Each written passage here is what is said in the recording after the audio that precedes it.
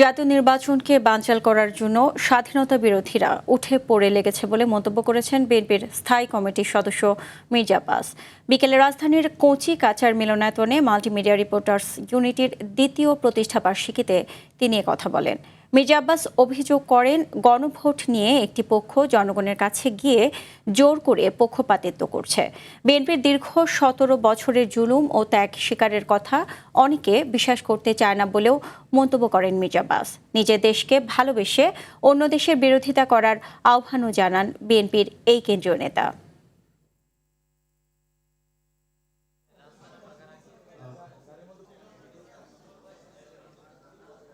আজকে যে নির্বাচন, এই নির্বাচনটা কিন্তু একটা বহু আকাঙ্ক্ষিত, বহু প্রতীক্ষিত একটা নির্বাচন। এই নির্বাচনকে বানচাল করার জন্য সেই স্বাধীনতা বিরোধী শক্তি আবার উঠে পড়ে লেগেছে। কি একটা ভোট, হানা ভোটের কথা বলতেছে। আমরা তো হানা ভোটের কথা অস্বীকার করছি না। যার প্রয়োজন সে হাতে ভোট দিবে, যার প্রয়োজন সে হাতে ভোট দিবে। এটা তো আমরা স্বাধীনতা অর্জন করেছি। কিন্তু আপনি জোর করে কোন পক্ষে ভোটের দাবিদার হতে পারেন না। এই কথাটা মানুষকে সবাইকে মানতে হবে।